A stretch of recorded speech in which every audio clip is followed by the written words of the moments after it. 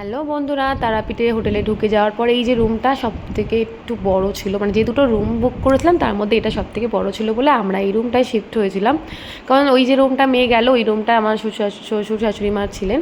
তো এরপর ব্যাপার হচ্ছে আমরা এই রুমটার মধ্যে ঢুকেই দেখছি এত সুন্দর মেঝেটা, মানে ফ্লোরটা এত সুন্দর। তো আমি রিউকে বলছিলাম এই নিয়ে কথা, দেখো এই যে বাথরুমটা পা ঘষারও একটা ছিল, আর আমার ছেলে প্রত্যেকটা সময় গিয়ে গিয়ে পা ঘষার অভ্যাস হয়েছিল।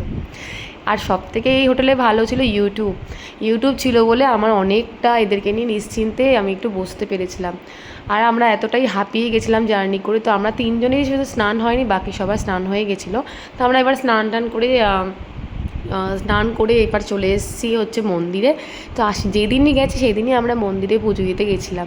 তো আমার এখানে এত ভালো লেগেছিলো, একটা দিন ঠিকই গেছিলাম কিন্তু খুবই মজা হয়েছিল।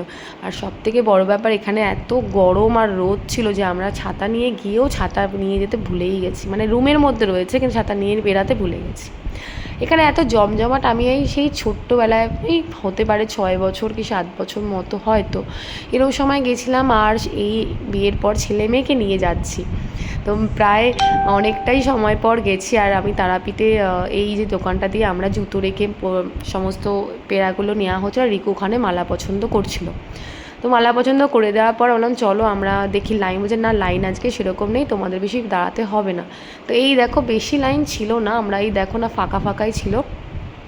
এখানে এত আবর্জনা দেখে আমি বলছি এত আবর্জনা কেন, আর এই পুকুরটা কিসের আমি ঠিক মনে নেই। তো এইখান থেকে লাইন দিয়ে আমরা হাঁটছি, আর জুতো টুতো রেখেই তো এসেছিলাম, মেয়ে একটু করছিলো বলে ওই ধরে ধরে উঠছিল। তো লাইনটা দেখো কতটা কম, আর আমরা কত লাকি ছিলাম যে এতটা লাইন আমাদের দিতেও হয়নি। আর নর্মাল জেনারেলের লাইনে যেমন ঢুকে ওরমই ঢুকেছি। এই যে ফুল দিচ্ছে, এদিকে ছেলের হাতে ফুল দিচ্ছিল, ছেলে কিছুতেই ধরবে না, এদিকে আমরা ফুল নিয়ে ঢুকেছি। তো মন্দিরে এসে এত হুড়োপুড়ি লাগছে যে আমি না বুঝতে পারছি না এরকম করছে কেন, মানে এরকম করছে কেন, মানে একটা লোক এতটাই ঠেলাঠেলি করছিল, মানে ওই আগে দেবে আমরা কেউ দিতে পারবো না, এইটাই আর কি। তো রিকু এখানে প্রদীপ ধরা হয় বলে দেশলাইটাকেও কিনতে হয়, মানে কেনার জন্য একটা দেশলাই ধরানোর জন্য একটা প্রদীপ কিনতে হচ্ছিলো, সেটাই ও দেখিয়ে দিচ্ছিল। তো এখানে আমাদের অনেকক্ষণ এরা ঘেমে চান করে গেছে, তো বললো চলো এবার রুমে যাই ফ্রেশ হই। তো আজকের মতো এইটুকু, নেক্সট ভিডিওতে দেখতে পারবে ওখানে গিয়ে কি হয়েছে। তো আজকের মতো